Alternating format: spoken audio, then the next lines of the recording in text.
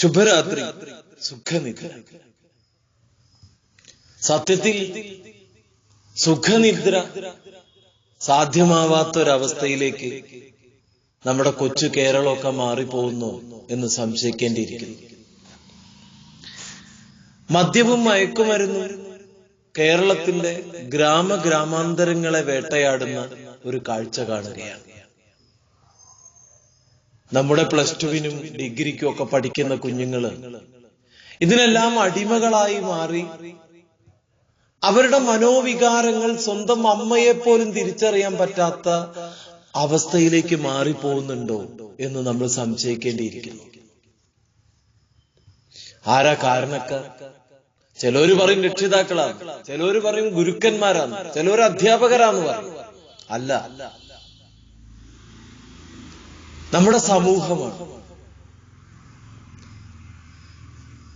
പച്ചക്കറികളിൽ വ്യാജം, മത്സ്യമാംസാദികളിൽ വ്യാജം, എന്തിനധികം നമ്മുടെ കുട്ടികൾക്ക് കൊടുക്കുന്ന ചെറിയ ചെറിയ ലിറ്റിൽ ഫുഡുകളിൽ വരെ മായം ചേർക്കുന്ന ഒരു പ്രത്യേക ലോകത്ത് ജീവിക്കുകയാണ്. എല്ലാറ്റിലും മയക്കുമരുന്ന്, എല്ലാറ്റിനോടും നമുക്ക് ആകർഷണീയത, പിന്നെയും പിന്നെയും വാരി വാരി വാരി വാരി തിന്നാനുള്ള വ്യഗ്രതയിലേക്ക് നമ്മുടെ സമൂഹം പോകുന്നു. വീട്ടിലുണ്ടാക്കുന്നതിനൊന്നും ടേസ്റ്റ് പോലും ഇല്ല.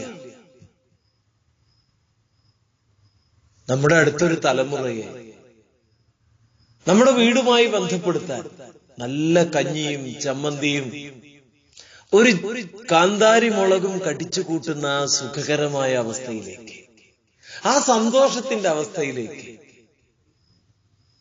എത്തിക്കാൻ നമുക്ക് സാധിച്ചാൽ അടുത്തൊരു തലമുറയെ നമുക്ക് നമ്മുടേതായ പവിത്രമായ ഒരു അന്തരീക്ഷത്തിലേക്ക് കൊണ്ടുവന്നുകൂടെ?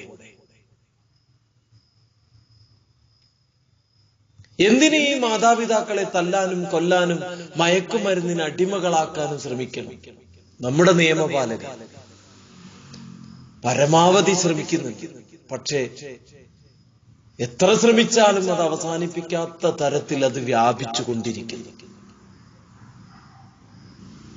പ്രിയപ്പെട്ടവരെ, നമ്മുടെ കുടുംബത്തെ നമ്മൾ സംരക്ഷിക്കുക. എല്ലാവർക്കും കൃത്യമായ ഒരു നിയന്ത്രണത്തോടു കൂടിയുള്ള ജീവിതത്തെ ചിട്ടപ്പെടുത്തുക. അപ്പോ ശുഭരാത്രി ഒരു സുഖനിദ്രയാകും. ഇല്ലെങ്കിൽ ഇത് യാഥാർത്ഥ്യമാവില്ല. ശുഭരാത്രി, സുഖനിദ്ര.